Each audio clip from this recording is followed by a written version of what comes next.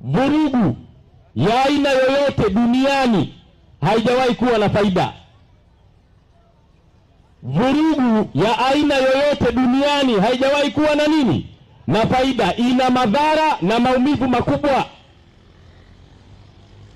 Leo tumesimama hapa ndugu zangu, kwa sababu nchi yetu ina amani, kwa sababu Katoro kuna amani, kwa sababu mkoa wa Geita una amani. Ndio maana tuko hapa.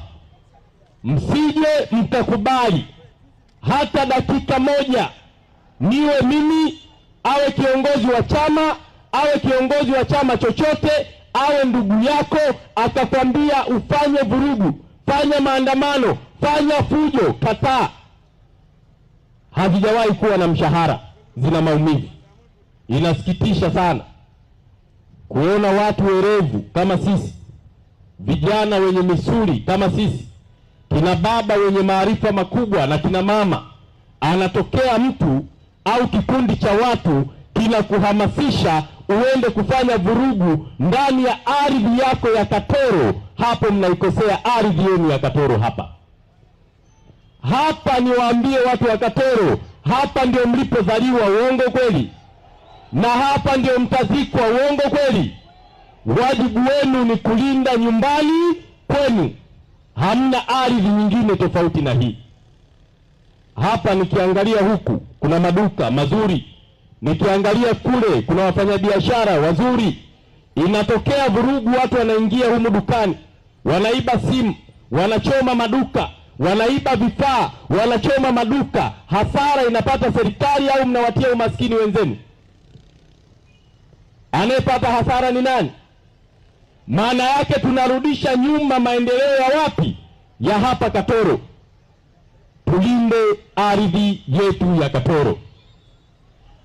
Na mara zote wanaohamasisha na kuchochea vurugu huwa hawapati madhara ya hizo vurugu. Uongo kweli? Mmewahi kuona kuna mwanasiasa ameumia kwenye vurugu? Yuko salama. Mke wake huwa anaumia, watoto wake huwa wanaumia. Wanaoumia ni watu wa kawaida ambao hawana hata lolote wanachokifahamu.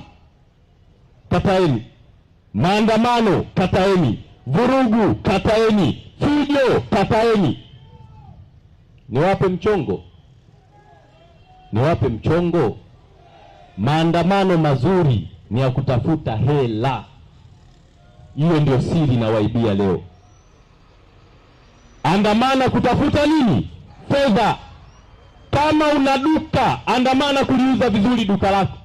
Kama unalima, beba jembe, nenda shambani kaandamane kulima chakula chako na mazao yako, ukiuza upate nini? Fedha.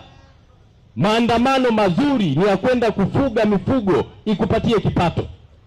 Sio maandamano haya watu wanachochea, wao wanakimbia, alafu wewe unaenda kupata madhara na kuleta madhara kwa watu wasiohusika na maandamano.